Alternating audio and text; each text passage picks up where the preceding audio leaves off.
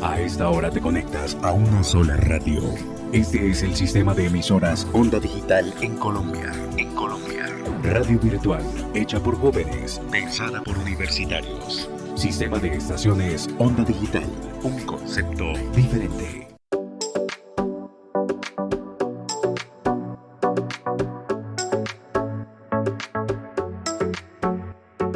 Bienvenidos a la cuarta temporada de Rompecabezas, una serie de podcasts en temas de salud mental de la Universidad Cooperativa de Colombia. Les cuento que el día de hoy nos encontramos con una invitada espectacular. Nos encontramos con Gina Paula Cuartas Montoya, psicóloga, especialista en psicología médica y de la salud y doctora en psicología con orientación en neurociencias cognitivas. Gina, ¿cómo estás? Joseph, muy buenas tardes, ¿cómo estás? Excelente, la verdad es que es un honor y un placer estar compartiendo este espacio contigo y más del tema que vamos a hablar hoy. Gracias por venir. El honor es mío, muchas gracias por la invitación. Bueno, mi estimada Gina, y para las personas que nos escuchan en este momento, el día de hoy vamos a hablar de un tema increíble y de muchísimo impacto en la actualidad y a nivel social, y es todo lo referente a la relación entre VIH y lo cognitivo en el ser humano, ¿cierto? Y para eso, con Gina, que tenemos aquí presente, vamos a hablar de un artículo investigativo del cual ella hizo parte, que se llama textualmente Comparación psiconeuroinmunológica de hombres que tienen sexo con hombres con diferentes comportamientos de riesgo sexual. Y Gina, ahí en el artículo que tú publicaste mencionas textualmente lo siguiente, y quiero leerlo tal cual para que las personas entiendan un poco el trasfondo y el impacto del artículo del cual tú fuiste parte. Dice lo siguiente, abro comillas: los hombres que tienen sexo con hombres son una población destacada en el contagio del VIH, porque son particularmente vulnerables al VIH y con frecuencia carecen de un acceso adecuado a los servicios. La psiconeuroinmunología del VIH tiene por objeto saber cómo se relacionan los factores psicológicos, neurobiológicos e inmunológicos con la adquisición de la infección por el VIH y la progresión de la enfermedad. Cierro comillas. Y frente a esto, Gina, y precisamente por eso mencioné al principio que esto es de altísimo impacto a nivel social y mucho más en la actualidad, si nosotros nos vamos a lo que son las cifras recientes en Medellín, incluso a principios del año 2023, teníamos 944 casos nuevos de VIH-Sida en la ciudad, según el sistema de vigilancia epidemiológica Civigila, que es el que tenemos en Colombia, dentro de los cuales 45% de los contagiados fueron jóvenes entre 20 y 29 años, es decir, completamente jóvenes y apenas iniciando sus procesos de vida a nivel personal y profesional. Pero bueno, para ya escucharte y tener como la esencia realmente de lo que tú pudiste haber hecho, Gina, inicialmente cuéntanos, ¿qué es la psiconeuroinmunología? ¿Es una especialidad de la medicina o de la psicología? Bueno, muchas gracias, Joseph. Efectivamente, este es un tema que es de alto impacto a nivel epidemiológico en el país y en el mundo. Encontramos entonces que, para contextualizar un poco de dónde surge la investigación, primero es entender la importancia de poder profundizar en el tema que es la psiconeuroendocrinología, inmunoendocrinología. Y en este caso particular, pues este concepto de psiconeuroinmunología lo introdujo el psicólogo Robert Adler en 1980. Él realmente quería hallar esa relación que existía entre el sistema nervioso central y esa relación que existe con la interacción del comportamiento y el sistema inmune. ¿Qué quiere decir eso? Quiere decir que en los años 80 era una década donde los grandes descubrimientos en biomédica y en las neurociencias empieza a consolidarse. Se encontró que definitivamente había unos factores psicológicos, inmunológicos, neurológicos que empezaban a articularse para impactar ese proceso de salud-enfermedad. Y entonces, de alguna u otra manera, cómo esta relación que existe en estos aspectos llevan a generar un factor de riesgo a enfermarse o incluso a deteriorarse más cuando se tiene una enfermedad. Así que la psiconeuroinmunología es una rama interdisciplinaria donde efectivamente quienes trabajamos en este campo lo trabajamos interdisciplinariamente con médicos, inmunólogos, virólogos, psicólogos, psicólogos, psiquiatras, genetistas. Entonces yo no te podría decir que la psiconeuroinmunología es una rama específica, solo exclusiva de la psicología, no. Esta es una rama científica interdisciplinaria que busca hallar esos componentes que ayudan o no a la mejoría de un paciente o a la adquisición de una enfermedad, cual sea. Puede ser una enfermedad aguda, crónica, y esto lo que hace es abrir un abanico de posibilidades tanto para hacer intervención en los procesos salutogénicos o en los procesos patológicos. Listo. Y ahora, como tú mencionas que frente a esta realidad existen conversaciones desde los 80s, ¿cierto? ¿Qué fue lo que sucedió? ¿Cómo llegaste tú a este tema de investigación puntual en este momento, ¿cierto? ¿Y qué profesionales estuvieron contigo en esta investigación de la que hablamos? Bueno, Joseph, primero, el abordar la psiconeuroinmunología es un equipo interdisciplinario y eso lo facilitó la Universidad Cooperativa de Colombia a la hora de integrar estos equipos de investigación, que estábamos en unas líneas directas de poder identificar la salud de la enfermedad. Entonces, aquí trabajamos en algunos casos incluso grupos de investigación de medicina, que es Infetare, de odontología, que es GION, de psicología, que es neurociencia y cognición, y en este caso particular de esta investigación pues ha sido liderada por medicina y psicología. En este caso particular, pues hubo un papel muy protagónico para poder entender qué factores realmente generaban una vulnerabilidad al contagio del VIH. Entonces, cuando estamos hablando de psiconeuroinmunología, pueden haber investigaciones donde hay equipos genetistas que lideran el proceso y nosotros acompañamos. Ya. Hay investigaciones donde dice se lidera desde la psicología, la neurociencia, la neuropsicología, para poder abordar todo esto cognitivo y todos los aspectos psicológicos, y los otros son apoyos. Entonces, en este caso particular, fue una investigación bellísima a la cual pues nos invitaron a participar el grupo de Infetare, que ya lleva varios años trabajando en VIH, son muy reconocidos a nivel nacional e internacional por sus trabajos científicos en esta temática, y allí nos dimos cuenta que definitivamente había que abordar lo psicológico para poder entender esos factores de riesgo que en algún momento eran incipientes a la hora del contagio. Perfecto. Y mira, Gina, tú mencionaste un punto clave que me lleva a la siguiente pregunta. Y es lo que existe como en el pensamiento de la gente, en lo normal, en lo general, y es que cuando hablamos de VIH, SIDA y las repercusiones en la salud humana, casi siempre decimos que solo la medicina se encarga como de estudiar esas repercusiones, ¿cierto? Cuéntanos un poquito por qué la psicología también se interesa por esas repercusiones del VIH-SIDA en la salud humana. Mira, definitivamente cualquier enfermedad, mucho más estas enfermedades de alto costo, con un nivel de deterioro alto. Hoy ya vemos, tengo pacientes de 30 y pico de años con VIH y con calidad de vida, no han llegado a SIDA. Entonces hoy, primero, es una enfermedad bastante estigmatizada, donde definitivamente el solo diagnóstico genera un impacto a nivel psicológico, emocional, afectivo, económico, cognitivo, laboral, que afecta al individuo y a la comunidad en general, porque ya es un asunto de salud pública, mucho más cuando tú nos mencionas estos datos que efectivamente fueron reportados el año pasado. Entonces, en ese orden de ideas, la psicología tiene un rol protagónico para poder abordar esta temática, no solamente para la promoción, sino también para la prevención. Para la promoción en este contexto, como para la prevención cuando ya está el diagnóstico. Esta investigación nos llevó a pensar en esos programas de promoción para evitar esos niveles de riesgo tan altos cuando definitivamente las personas están reportando estados emocionales y afectivos que los llevan de alguna u otra manera a tener conductas de riesgo.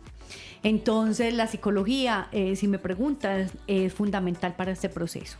Y si precisamos un poco más en la investigación per se, ¿cierto? ¿Ustedes qué población muestra analizaron? Es decir, ¿cuántas personas? ¿Y qué instrumentos utilizaron también como para poder llegar a las conclusiones que nos contarás ahorita?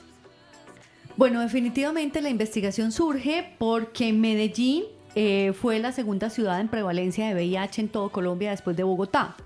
Pero cuando los índices epidemiológicos en el mundo marcaron que la población con el mayor índice de contagio en un corto tiempo es HSH hombres que tienen relaciones sexuales con hombres.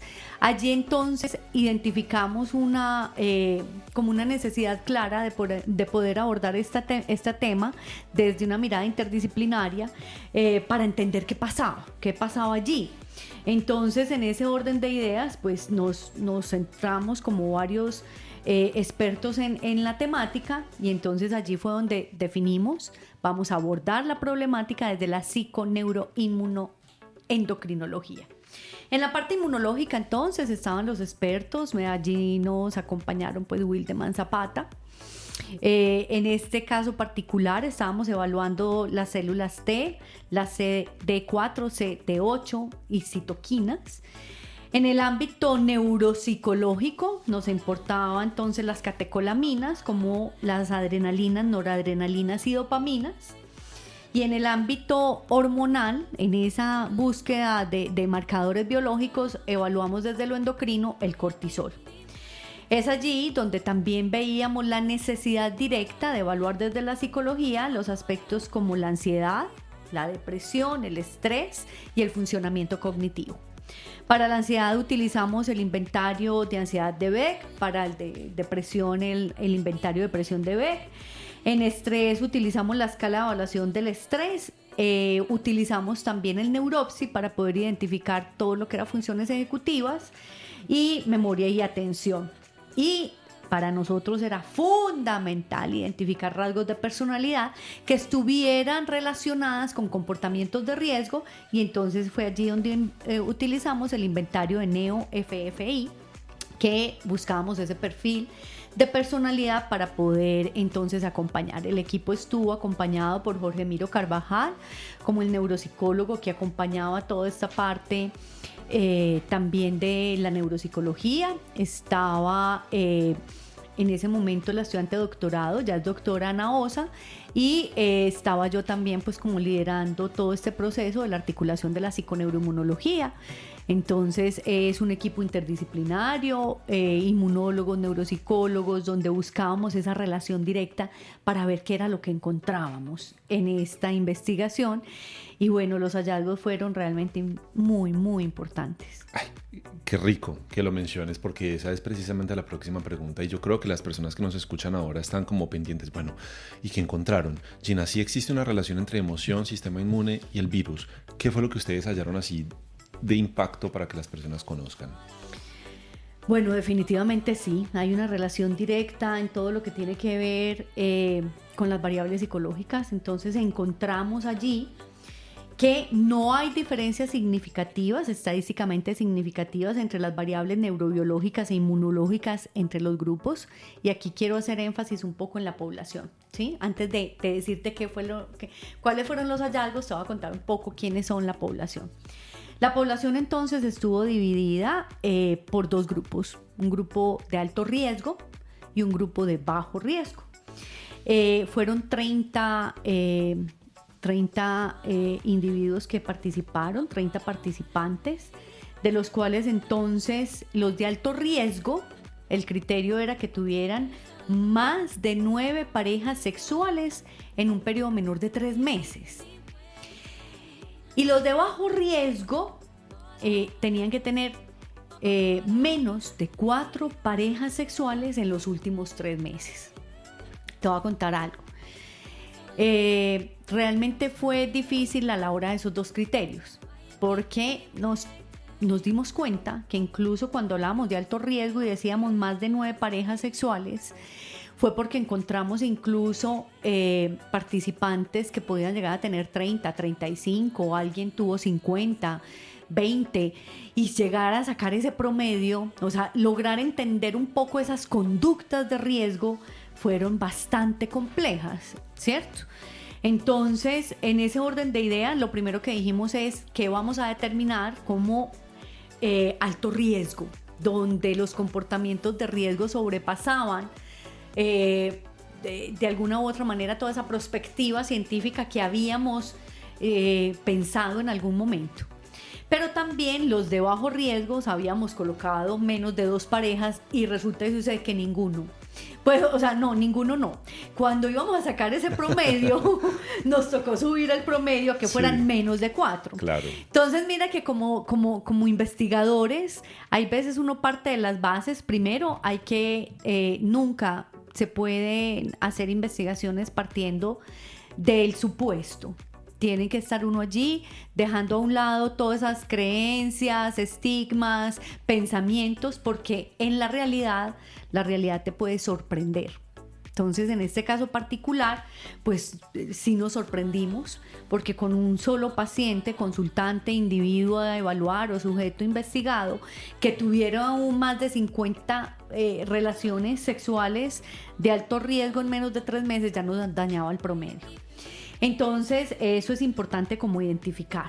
Bien. Los hallazgos, si me preguntas científicamente, pues están reflejados allí en el artículo. Ajá. Pero el aprendizaje fue bellísimo, porque si bien es cierto, la investigación es cuantitativa, con un enfoque netamente transversal, las evaluaciones se hicieron en un solo momento, una sola medida, incluso la sangre periférica que se sacó era en un solo momento. Todo el estudio fue transversal, pero cuando uno empieza en esta dinámica, uno llega y dice, Dios mío, hay veces es mucho más la expresión emocional que aparece cuando los invitamos a participar y ellos quieren expresar situaciones muy complejas. Entonces allí es donde uno logra identificar también esos factores de riesgo que incluso en algún momento no estaban contemplados, pero que para futuras investigaciones, que es lo que estamos haciendo ahora, pues se tendrán en cuenta. Allí entonces encontramos que definitivamente no existió diferencias significativas estadísticamente hablando entre esas variables neurológicas, neurobiológicas, inmunológicas, entre esos grupos de alto riesgo y de bajo riesgo. Pero lo que sí encontramos, y que definitivamente allí fue donde ya nos centramos a ver cómo podíamos ayudar un poco más, es que los hombres con inestabilidad emocional y altos niveles de neuroticismo sí suelen tener ideas demasiado negativas de sí mismos, del futuro, de los otros, que tienen muy baja autoestima, están muy desmotivados, tienen un desinterés por su salud y presentan apatía. Eso sí encontramos.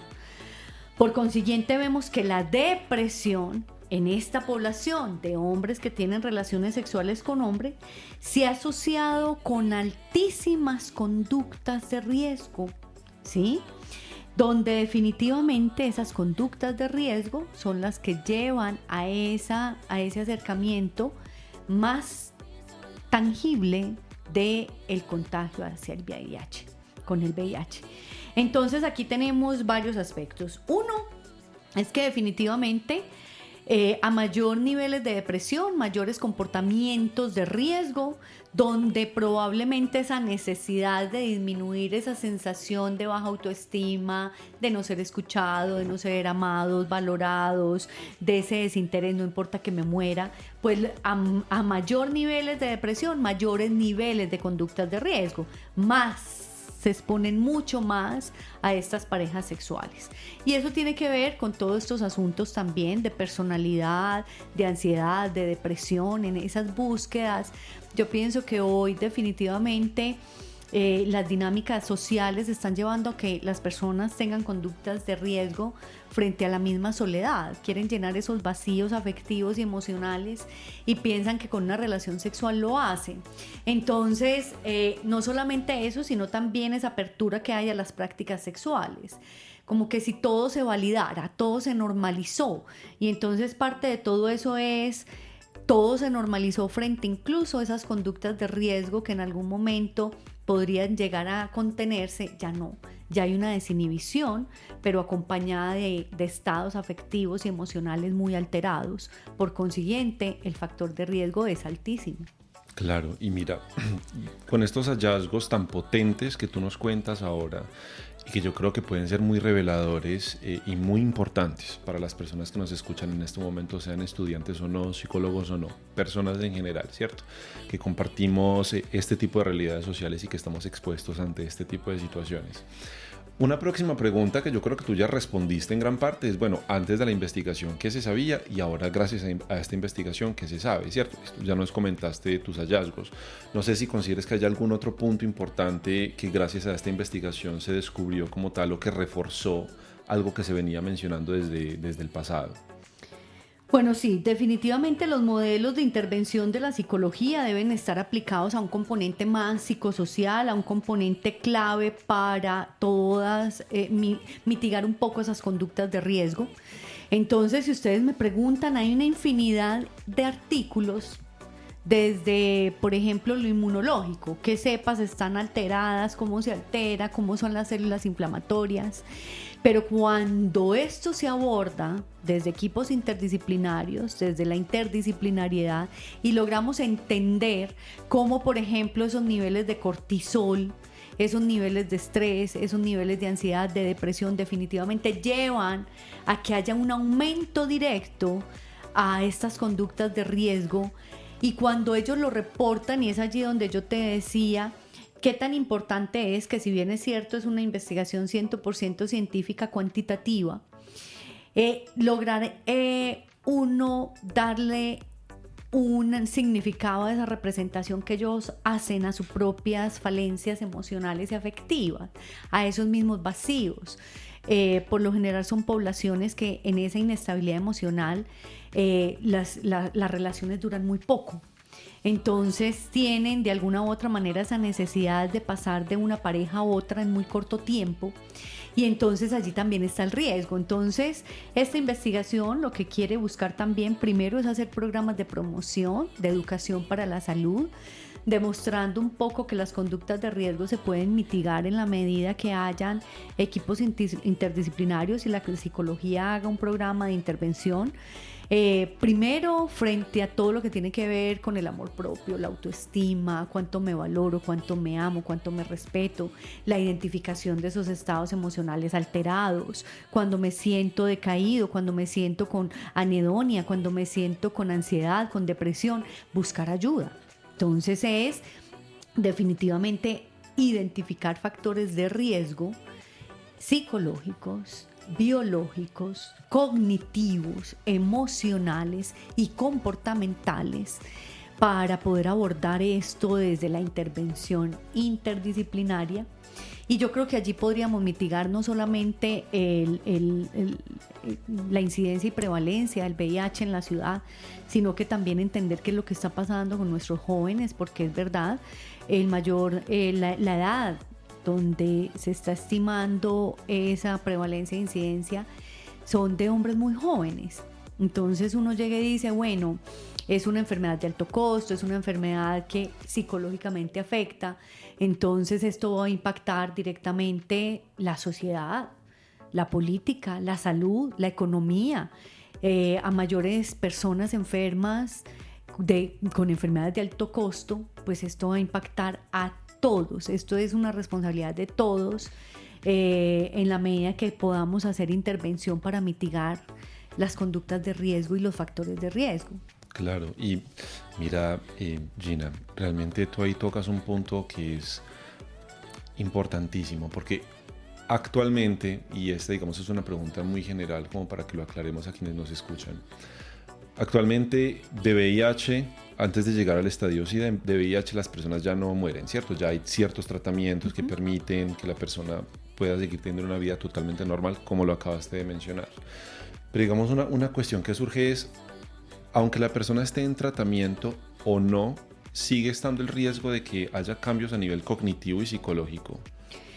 Sí, definitivamente nosotros hemos encontrado que cuando hay un proceso de salud de enfermedad, y en este caso cuando nos estamos enfrentando, siempre es importante uno pararse en el esquema de ¿esta enfermedad es transmisible o no transmisible? Porque las enfermedades transmisibles cargan un peso de un estigma social, cargan un peso social, psicológico, afectivo, emocional y sexual muy alto. Entonces, ¿se ve afectada la parte psicológica? Sí. Para eso también los equipos interdisciplinarios es para lograr abordar esas condiciones psicológicas que acompañan no solamente el hecho de de pensar. Susan Santon, en su libro La enfermedad y sus metáforas, casi que dicen VIH es una metáfora de muerte. Pues cierto, o sea, VIH, muerte, VIH, ya no. Ya la medicina ha avanzado mucho, la psicología, esos abordajes de modelos integrales, biopsicosociales, donde definitivamente lo que uno busca es mitigar un poco en esa prevención secundaria y terciaria los daños no solo del tratamiento sino de la enfermedad. ¿Cómo mitigo? ¿Cómo de alguna u otra manera contengo que las enfermedades generen un impacto mayor a nivel cognitivo, emocional? Y allí es ese rol del psicólogo tan importante.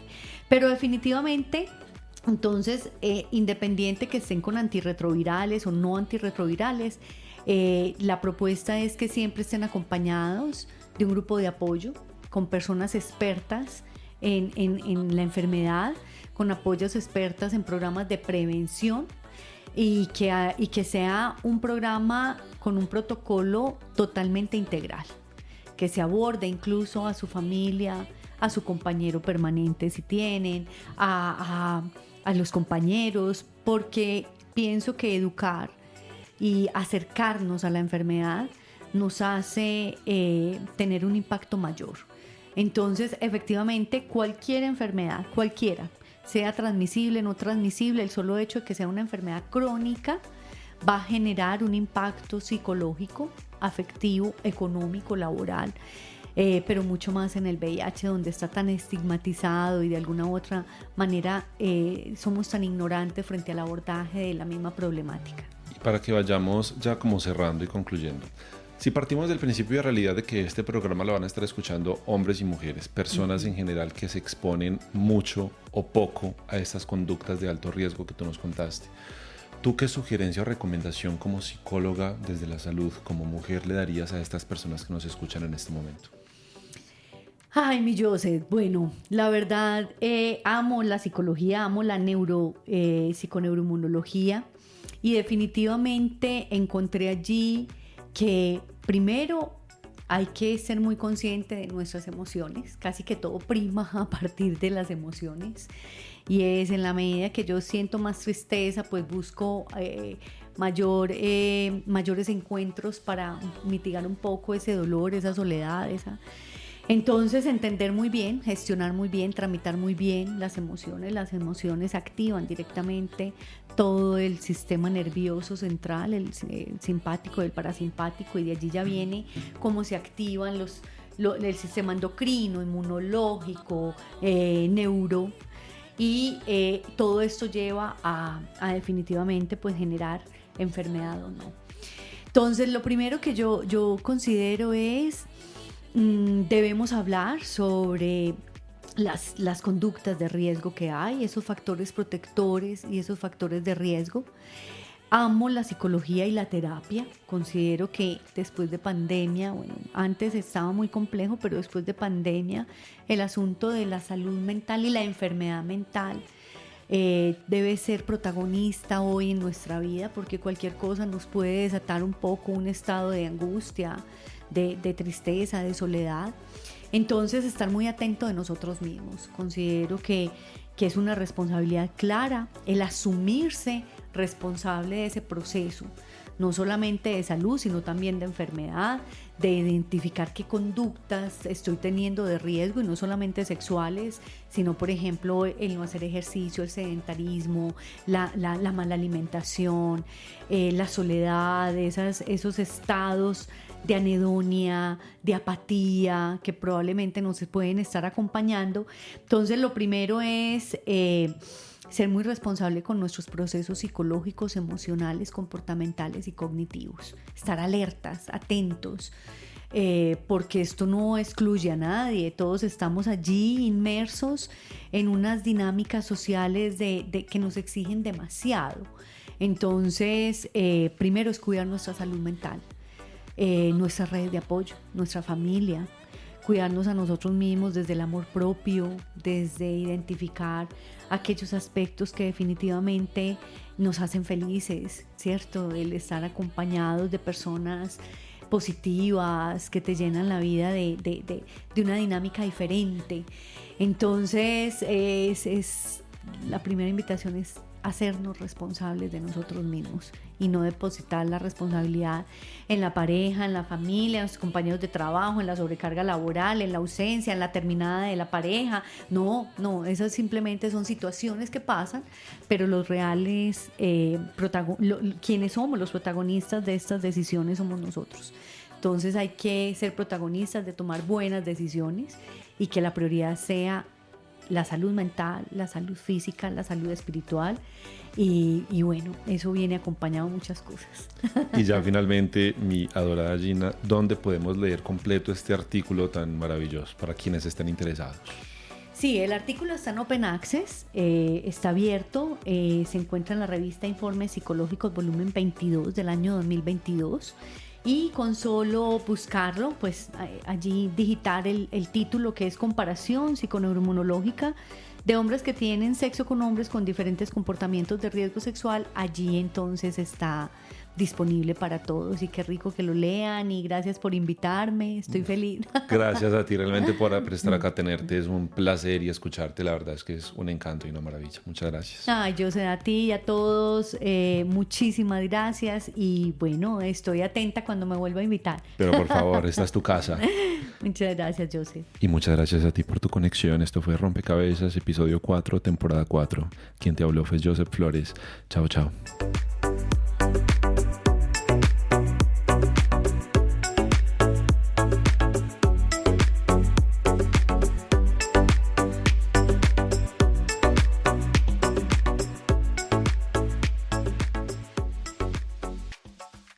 Caminando juntos, dejamos huella, cultura viva de una tierra que prospera.